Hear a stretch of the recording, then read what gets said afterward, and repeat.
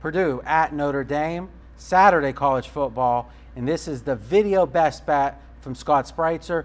Who do you like and why? I feel like I'm so far ahead of the game with Notre Dame. VR and I talked about this on First Preview Radio, Notre Dame Navy. In fact, it was his best bet and a nice call as they rolled 50-10. I like the over in this game, and for a few reasons. First of all, the Notre Dame offense did not miss a single beat with Everett Golson as the quarterback, and they lost, of course, 2 players to suspension, including Tommy Rees and including Wood, the running back. Well, guess what?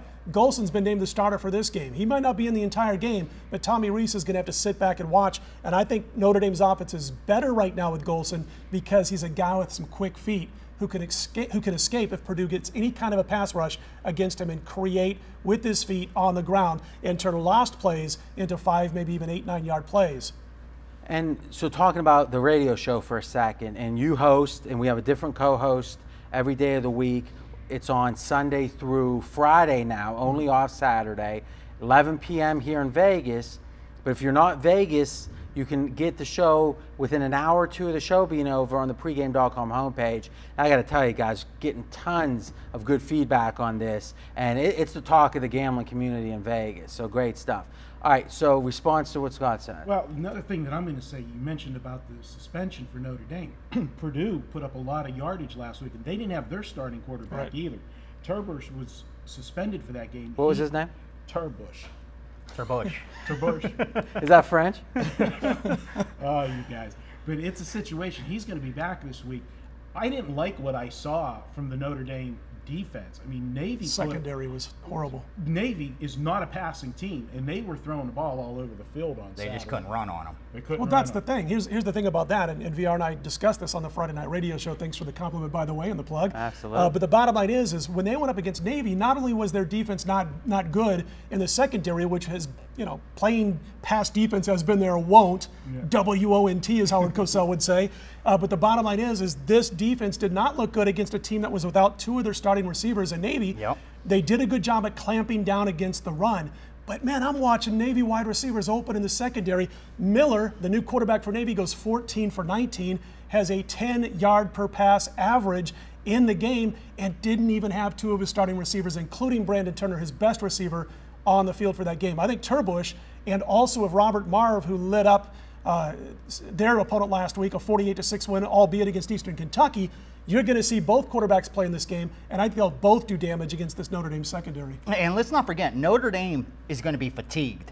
They were playing in Ireland. They're not, this is college kids not used to that kind of travel. And this Notre Dame team, offense is no problem for them. Last year, 5 times they had over 500 total yards. So they're an offensive machine. But you look at Purdue, they had a cupcake last week. So they've been playing in for Notre Dame. Sure. And when you look at their weak link, it's strictly defense. All their playmakers are on offense. They can't stop the run. They can't stop the pass. So I think Notre Dame's going to be able to go up and down the field. I think Purdue's going to be able to go up and down the field. I'm just confused why this total opened 53 and is being bet down to 51.5. That part I don't understand. I think it's going to overtime. I'm kidding. To elaborate a little bit more on the one thing VR brought it up that you went right over it, the fatigue factor. If you remember, the NFL has played games mid-season over there. The NFL teams always scheduled their bye week the week after a trip like that. Yeah, to me, that's what jumps out. To me, that's what jumps out more than anything is, let's be honest, there was money on Navy, went from 17 down to 15.5, and Navy had won 3 out of the last 5 games against Notre Dame. This wasn't kind of a look-ahead game. Right. Then there's the emotion of being in Ireland and all the fans that traveled over there. I got to think that the emotional and physical fatigue factor, how are you accounting for that? Well, here's the thing about the physical fatigue, and which I guess could lead to emotional fatigue of playing across the pond.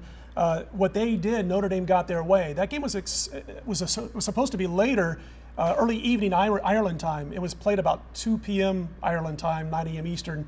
What they said is we want to move it to a 9 a.m. Eastern kickoff. Yeah, and be back for Sunday. They haven't missed a single practice, meeting, film watching, anything, because they moved it 5 hours earlier. But still, jet lag has got to be thought to be factored in a little bit. The theory is with jet lag, it takes, for every hour time zone you travel, it takes 1 day to catch up.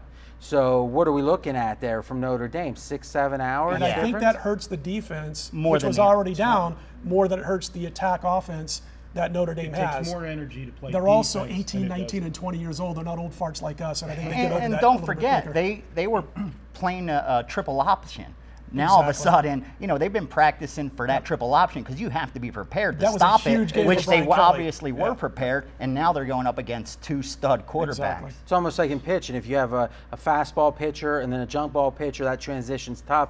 If you're going from a quirky offense to another type of offense that you're trying to defense in this case, that transition I think is a negative for the defense. Another Whose thing that you philosophy mentioned- is let's trade points. All right, That's last- Purdue, Exactly. you last know? point. One thing that you mentioned real quickly is that you wondered why this line was going down from where it opened. It's down to 51.5 as we talk about the game.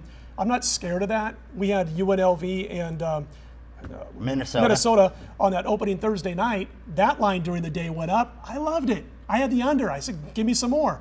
Of course, I didn't account for the overtime outburst, but it was 26 points combined at the end of regulation. Right side, wrong result. I don't care about this coming down. In fact, that's why I like it over, because it's come down instead of going up. And I think you're going to see a worn-out Notre Dame secondary that's already not at the level they should be. All right, here comes the time we've been waiting for.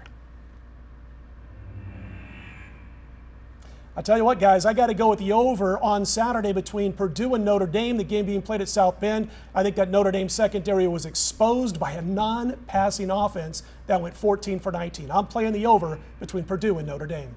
So, VR, let me ask you, do you think that Scott was just waiting for another excuse to whine about that UNLV total, or? I don't know. It stung him a little bit. I think I'm he admitting it. Yeah, I don't it wanna stung. hurt. It stung a little. All right, guys, you got a best bet from Scotty. We got a ton of videos. You can get them all at pregame.tv.